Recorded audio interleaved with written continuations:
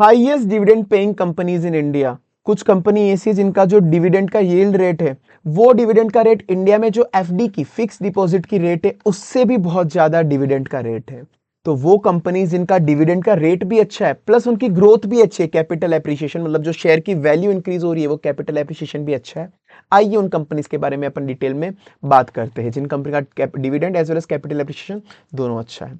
तो अगर आप सबसे पहले बात चलते हैं, ये कुछ लिस्ट है जो इंडिया के अंदर बीएससी में लिस्टेड शेयर है जिनका हाईएस्ट डिविडेंड यील्ड है। जैसे सबसे पहले फोर्टिस मलार, मल्टीबेस इंडिया, नॉलेज रियल्ट। अब अगर आप देखोगे करंट प्राइस के हिसाब से इनका डिविडेंड यील्ड कितना है, जैसे करंट प्राइस के हिसाब से 68% यील्ड है।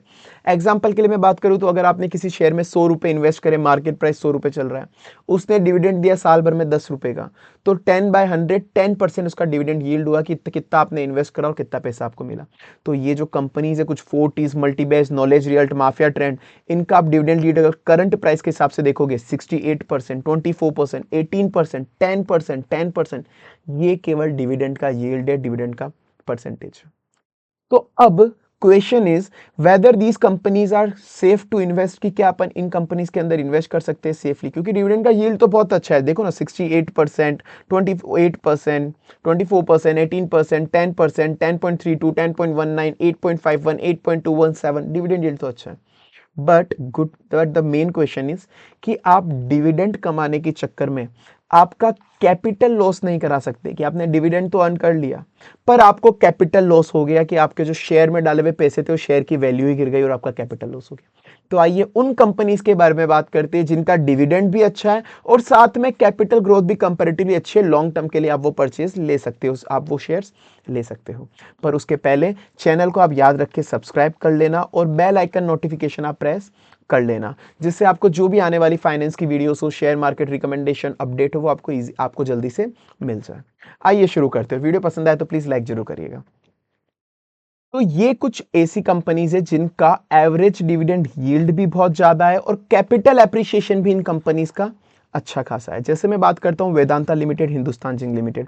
हालांकि ये पीएसयू नहीं है, गवर्नमेंट की कुछ होल्डिंग है, but these are not PSU, ये पीएसयू नहीं है।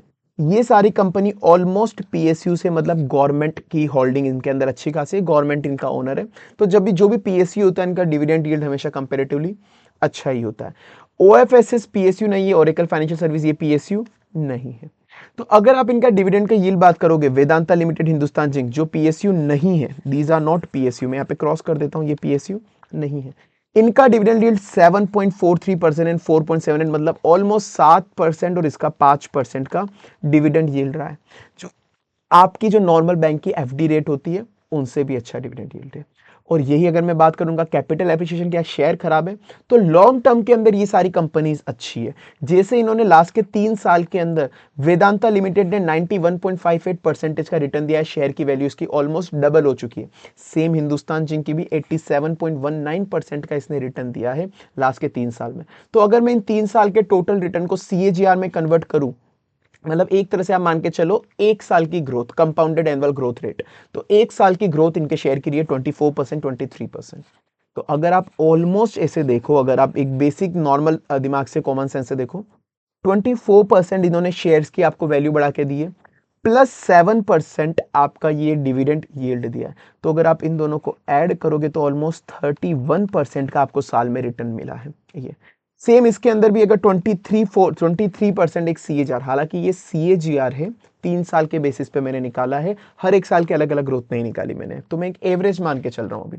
यही सेम 23% और 4%, मतलब ये यहाँ पे 5% हो गया, तो ये 28% की ग्रोथ इसने यहाँ पे आपको दी है, जो बहुत अच्छी ग्रोथ है कंपेरेटिवली।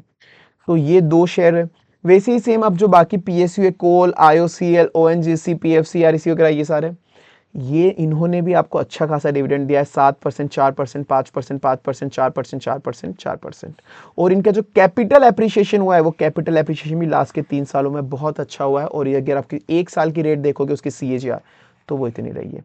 सबने ऑलमोस्ट आपको बहुत अच्छा खासा कैपिटल एप्रिसिएशन भी दिया और डिविडेंड भी दिया है। और ये ओएफएसएस जो ओरेकल फाइनेंशियल सर्विसेज, इसने भी 159%, जो डबल से भी ज्यादा ग्रोथ हुआ है, हालांकि ये प्राइवेट कंपनी है। और उसका जो 3 साल का अगर मैं इसको सीएजीआर में कन्वर्ट करूं तो ऑलमोस्ट 40% 1 साल का रिटर्न रहा है। और इसने डिविडेंड भी 3 से 4% दिया। तो आपको जो एफडी की इंटरेस्ट रेट होती है वो तो उससे ज्यादा तो आपको डिविडेंड डिविडेंड में मिल रहा है, उसके बाद कैपिटल एप्रिसिएशन और आपको एक्स्ट्रा मिल रहा है। तो ये कंपैरेटिवली कुछ सेफर कंपनीज है जहां पर आप इन्वेस्ट कर सकते हो। हालांकि मैंने आपको बताया था कि आप चाहो तो यहाँ पर तो 7.43% का डिविडेंड यील्ड है, पर अगर आप चाहो तो वहां पर बाकी कंपनीज भी मैंने आपको बताई थी जिनकी 60% भी डिविडेंड यील्ड है, पर वो क्या सेफर है क्या? पता चला आपने डिविडेंड तो कमाया पर यहाँ पर पूरा का पूरा लॉस कर दिया। तो केवल डिविडेंड देख के नहीं ले सकते, डिविडेंड के साथ आपको कैपिटल एप्रिशिएशन भी लेना पड़ेगा। तो ये वो कंपनी है जिनके फंडामेंटल कंपेरेटिवली स्ट्रॉन्ग है। हालांकि आई वुड नॉट सजेस्ट, मैं कभी भी ये सजेस्ट नहीं करूंगा आपको कोई मतलब मेरी राय से सिर्फ बाय कर लो, ये मैं बता रहा हूँ कि because I am not a SEBI registered adviser. तो ये कंपनीज मेरी लिस्ट में रहती है कि हाँ भाई डिविडेंड के लिए और कैपिटल एप्रिशिएशन के लिए मैं इनको परचेस कर लेता हूँ। तो ये मेरे लिए सजेशन है। This video is just for an educational purpose. ठीक है, अब देखो लॉन्ग टर्म के अंदर तो कंपनी कंपैरेटिवली अच्छी है। मैं हर एक शेयर का एनालिसिस आपको दे दूंगा, जैसे आरईसी लिमिटेड और पीएफसी लिमिटेड, इसका आप डिटेल एनालिसिस मेरी एक यूट्यूब चैनल पे मैंने वीडियो डाली है, वो आप याद रख के देख लेना। ये कंपैरेटिवली अंडर वैल्यूड कंपनी है। जब मैंने वीडियो जिस दिन अपलोड हो रही है उस दिन की आप मैं बात करूं तो ये अंडर वैल्यूड कंपनी है।